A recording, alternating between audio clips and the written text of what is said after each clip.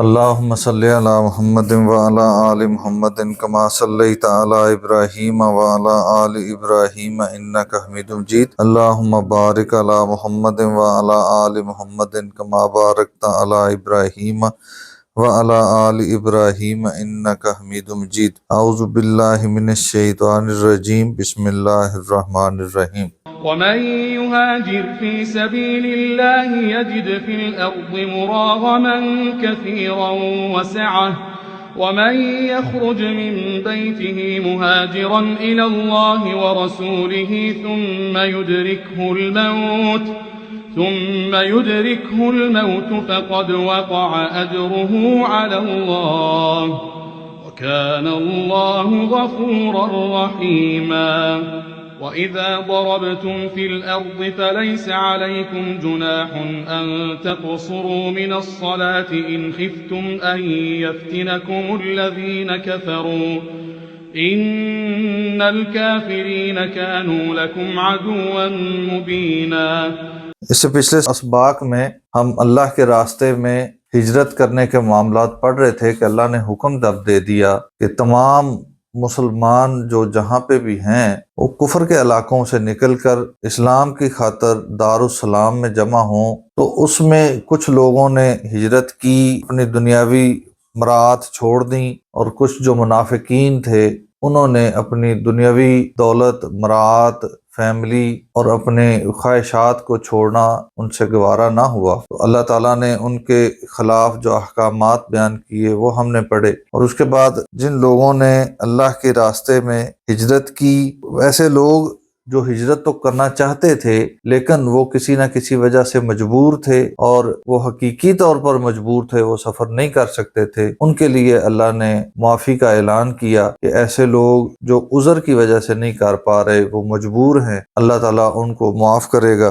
اور اس کے بعد جو ہجرت کرنے والے ہیں ان کا بیان ہے۔ وَمَن يُهَاجِرْ فِي سَبِيلِ اللَّهِ، اور جو کوئی ہجرت کرے فی سبیل اللہ کے راستے میں، یجد فی الارض مراغمن، وہ پا لے گا فی الارض زمین میں، مراغمن کثیرن، پناہ کے لیے بہت ساری جگہیں، وسعتن اور وسعت۔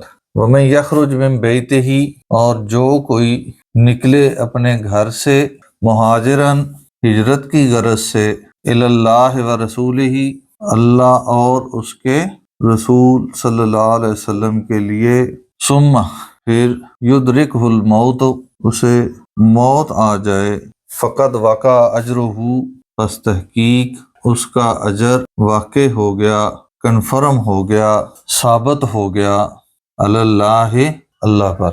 وکان اللہ، اور ہے اللہ تعالی، غفور الرحیمہ، بخشنے والا، رحم کرنے والا۔ یہاں پہ رکوع مکمل ہوتا ہے، ہجرت کا موضوع ختم ہو گیا، اس سے آگے دوسرا موضوع شروع ہوا ہے۔ وَإِذَا، اور جب، ضربتم فی الارض، سفر کرو زمین میں، فَلَيْسَ عَلَيْكُمْ جُنَاحٌ، پس تم پر کوئی گناہ نہیں، ان تقصروا، یہ کہ تم کم کر لو، من الصلاۃ، نماز میں سے، ان خفتم، اگر تم خوف رکھتے ہو، ان یفتنکم الذین کفروا، یہ کہ تمہیں فتنے میں مبتلا کر دیں گے کفار، ان الکافرین، بے شک کفار، کانو، ہیں، لکم، تمہارے لیے، عدو مبینہ، کھلے دشمن۔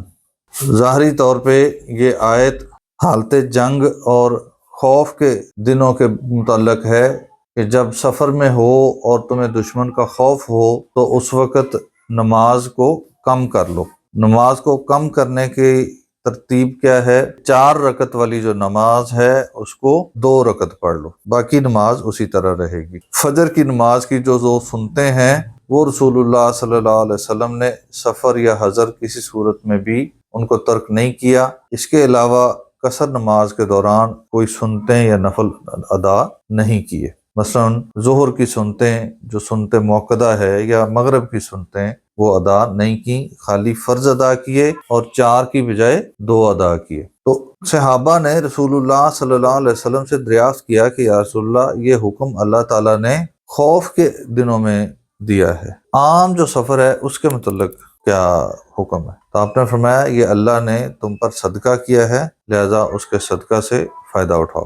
لازم نہیں ہے کہ سفر میں آپ قصر ہی کریں گے، فرض نہیں ہے، لیکن افضل ہے، قصر کرنا افضل ہے۔ ہاں، جب وہاں کا مقامی امام جماعت کرا رہا ہوگا تو پھر آپ اس کے ساتھ مکمل نماز پڑھیں گے، پھر آپ اس میں قصر نہیں کریں گے۔ آپ میں سے مسافر جو نمازی ہیں ان میں سے کوئی جماعت کرائے گا تو پھر وہ جو ہے قصر کر سکتا ہے، اور جو مقامی ہیں وہ اس کے بعد نماز کھڑے ہو کے باقی پوری کر سکتے ہیں۔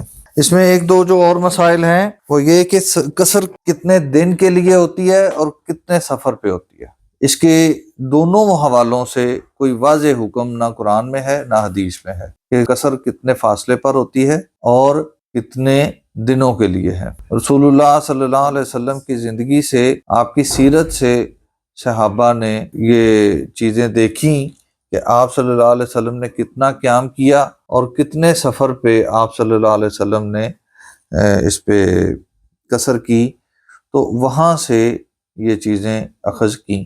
اس میں 9 فرسخ کی دوری پر، تو 9 فرسخ کو اگر کلومیٹر میں تقسیم کیا جائے تو وہ 21 کلومیٹر بنتا ہے۔ تو کم از کم 21 کلومیٹر کے سفر پہ جب انسان جائے تو اس وقت وہ قصر کرے گا۔ لیکن قصر شروع کہاں سے کرے گا؟ جب اس کا سفر شروع ہو گیا، چاہے وہ اپنے مقام سے 5 کلومیٹر ہی دور گیا ہو تو وہ قصر پڑے گا، لیکن اس کا ارادہ 21 کلومیٹر کم از کم دور جانے کا ہو، اور اگر 21 کلومیٹر سے کم کا سفر کا ارادہ ہو تو پھر وہ قصر نہیں کرے گا۔ کتنے دن کرے گا؟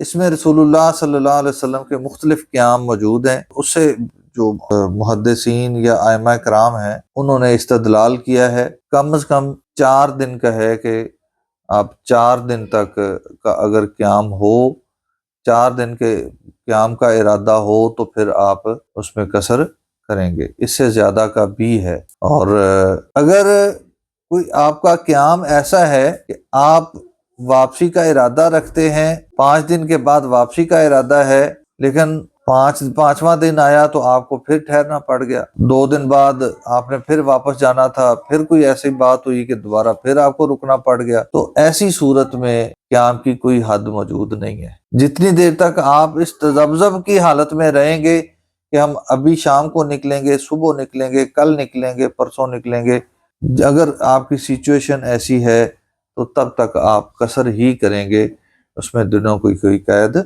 نہیں ہے۔ واللہ اعلم بالصواب۔ اللہ تعالیٰ سمجھنے اور عمل کرنے کی توفیق عطا فرمائے۔